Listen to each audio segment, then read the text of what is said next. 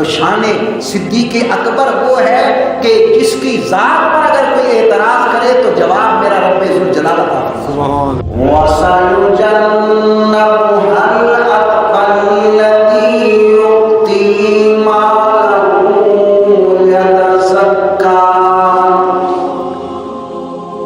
وَمَا لِأَحَدٍ عِندَهُ مِن نِّعْمَةٍ تُجْزَى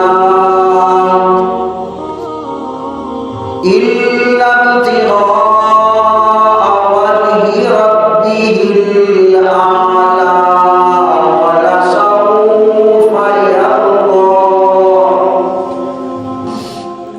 معززین سامعین کرام، آج کا جمعہ جمادی الثانی کا جمعہ ہے اور اس ماہ مقدس میں خلیفہ اول سسر مصطفیٰ شہنشاہ صداقت امیر المومنین حضرت سیدنا صدیق اکبر رضی اللہ تعالی عنہ کا وصال باکمال ہے۔ اسی مناسبت کی بنا پر آپ کے سامنے انہی کے متعلق کچھ معلومات عرض کروں گا۔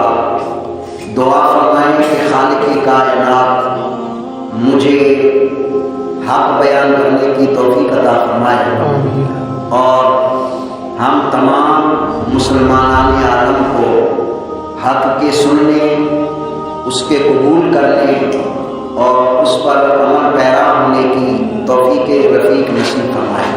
جہاں رب لم یزل نے قرآن مجید فرقان حمید میں اپنی آخری اور اللہ کتاب میں ہمیں اسلام کے ارکان عطا فرمائے، روزمرہ زندگی گزارنے کے اصول، ضوابط اور قواعد عطا فرمائے، اسی کتاب مجید میں اللہ نے اپنے حبیب پاک صلی اللہ علیہ وسلم کے صحابہ کرام کی شان کو بھی چار چاند لگائے۔ چنانچہ اللہ رب العزت نے تمام صحابہ کے متعلق تو یہ ارشاد فرمایا کہ کُلًّا وعد اللہ الحسنی، کہ تمام صحابہ سے رب نے حسنہ کا وعدہ فرما دیا ہے۔ اب اگر کوئی صحابہ رضوان اللہ علیہ مجمعین کے متعلق کم و بیش کہے گا تو وہ اپنے ایمان کی خیر بنائے، ورنہ ان کے درجات اور ان کے مراتب رب کے نزدیک بڑے بلند ہیں۔ یہ تو عمومی طور پر اللہ نے تمام صحابہ کے متعلق اعلان فرما دیا، اور جگہ فرمایا کہ رضی اللہ عنہم ورضوا عنہ، کہ وہ اللہ سے راضی ہو گئے، اللہ ان سے راضی ہو گیا۔ کائنات کی ہر چیز اس بات کا تقاضا کرتی ہے کہ ہمارا خالق، ہمارا رازق اور ہمیں پیدا کرنے والا رب ہم پر راضی ہو جائے۔ وہ رب کے راضی کرنے کی جستجو میں سرگرداں ہیں، لیکن ایک جماعت وہ بھی ہے کہ جن کے لیے رب نے خود رضامندی کا سرٹیفکیٹ عطا فرما دیا۔ وہ کون سی جماعت ہے؟ وہ میرے مصطفیٰ کے صحابہ کی جماعت ہے، کہ صحابہ کرام رضوان اللہ علیہ مجمعین وہ گروہ ہے، وہ ٹولہ ہے کہ جنہوں نے ساری زندگی سرکار کو خوش کرنے کے لیے گزار دی، تو وہ جماعت وہ ہے کہ وہ اللہ سے راضی ہو گئے، اللہ ان سے راضی ہو گیا۔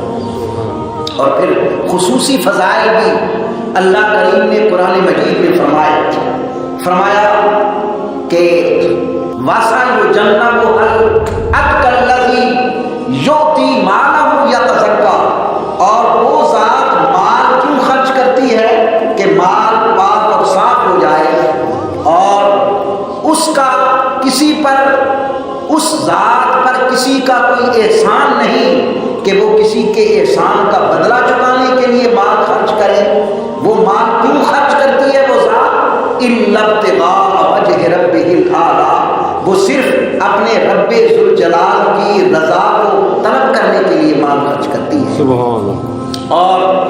آخر میں یہ بھی رب نے اعلان کر دیا کہ والا سوف یرضا، اور ان قریب ہم اس کو راضی کریں گے۔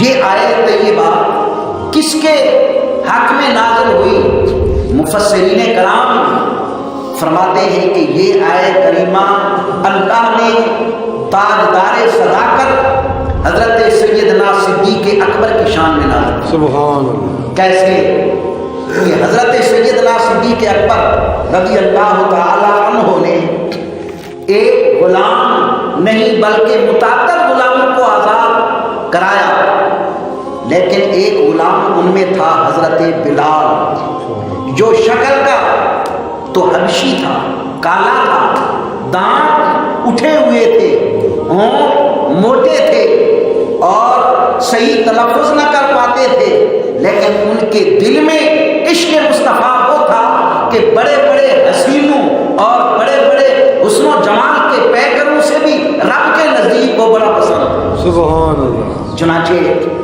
حضرت سیدنا صدیق اکبر رضی اللہ تعالیٰ عنہ نے دیکھا کہ ایک ذات کو ہاتھوں میں لوہے کی میخیں گاڑ کر پتھروں کی گرم چٹانوں پر لٹا کر کہا جا رہا ہے کہ اپنے دین کو چھوڑ دو اور دین سے باز آ جاؤ۔ وہ کیا نعرہ بلند کرتے ہیں؟ احد احد، کہ اللہ ایک ہے، اللہ ایک ہے۔ سیدنا صدیق اکبر فرماتے ہیں کہ میاں اپنے ایمان کو کچھ دنوں کے لیے حکمت عملی کے تحت پوشیدہ رکھنا تھا، تو وہ کیا جواب دیتے ہیں کہ ایک آدمی اگر بازار میں جائے اور وہ مٹی کا پیالہ خریدنے کے لیے بازار جاتا ہے، پیالہ خریدتا ہے، اس کو بجا کے دیکھتا ہے کہ کہیں ٹوٹا ہوا تو نہیں ہے، اور اس کی قیمت کتنی ہوتی ہے؟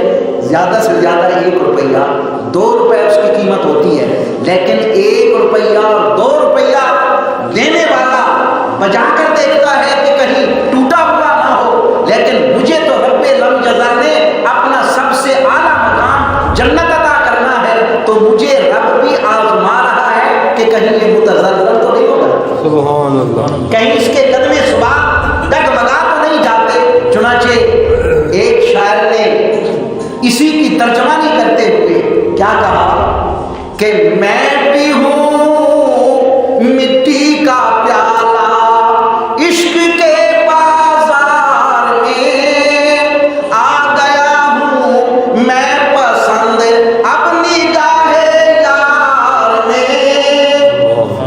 میں اپنے ایمان کو چھپا نہیں سکتا۔ چنانچہ سیدنا صدیق اکبر نے اس کے آقا، جسمانی آقا امیہ بن خلف سے کہا کہ کیا تم یہ غلام بیچنا چاہتے ہو؟ انہوں نے کہا ہاں بالکل میں بیچنا چاہتا ہوں، کیا قیمت ہے مانگو۔ حضرت سیدنا صدیق اکبر کے پاس 2 بڑے خوبصورت غلام تھے، لیکن وہ مسلمان نہ تھے۔ اس نے کہا کہ میں 2 غلام بھی لوں گا، 1000 اشرفی بھی لوں گا، تو پھر میں آزاد کروں گا، پھر میں بیچوں گا۔ آپ نے فرمایا یہ لو 1000 اشرفی، یہ لو دونوں غلام۔ لے کر جب خرید کے آ رہے ہیں، پیچھے دیکھا امیہ بن خلف ہنس رہا ہے۔ آپ نے فرمایا کہ کیوں ہنستے ہو؟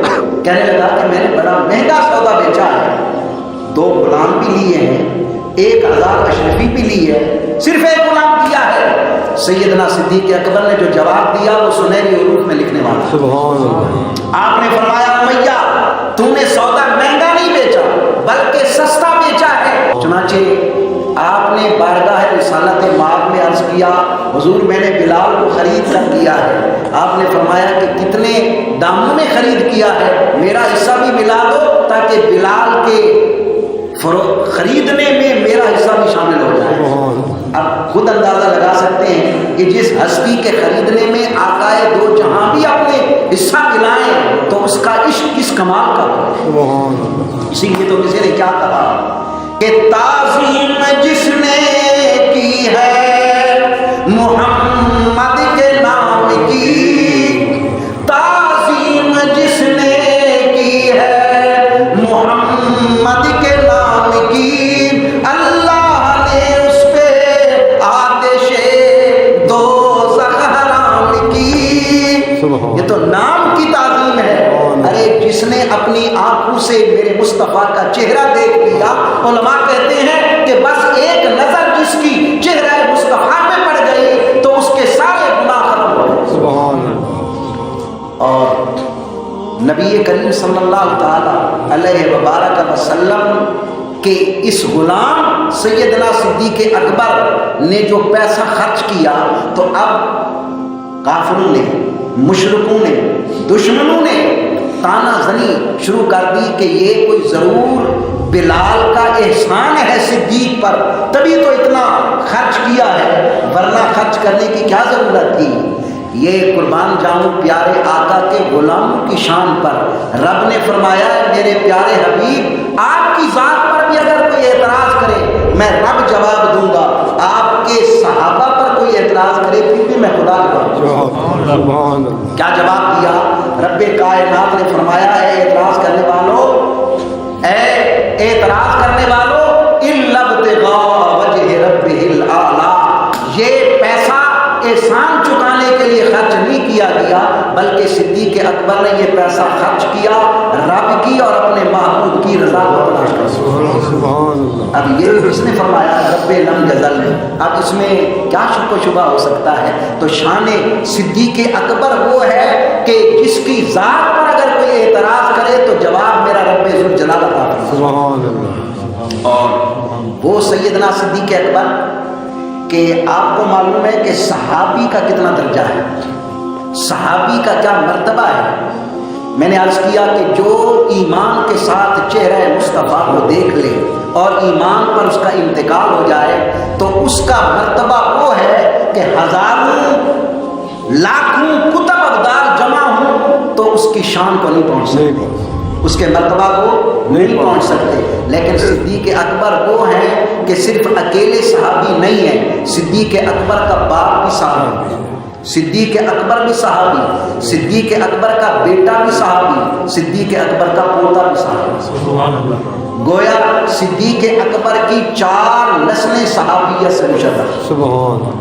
تو کتنی شرافت و عظمت والی وہ ذات ہے، اور وہ سیدنا صدیق اکبر کہ جن کے متعلق وہ ذات جو صادق اور مصدوق ہے، وہ ذات کہ جس کی خبر کبھی غلط نہیں ہو سکتی، شہنشاہ دو عالم نبی مکرم صلی اللہ علیہ وسلم کیا فرماتے ہیں کہ اے میرے صحابہ لو وزنا ایمان ابی بکر بے ایمان الثقلین لراجع، او کما قال النبی صلی اللہ علیہ وسلم کہ اے میرے صحابہ، میرے غلاموں، میں ایک اعلان کرتا ہوں کیا کہ تمام انسانوں اور تمام جنوں کا ایمان ترازو کے ایک پلڑے میں رکھ دو۔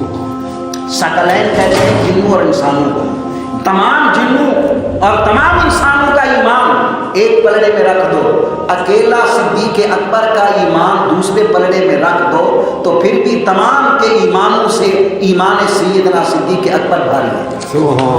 لو وزنا ایمان ابی بکر بے ایمان الثقلین لرجح، اس لیے ہمارا یہ ایمان ہے، ہمارا یہ عقیدہ ہے۔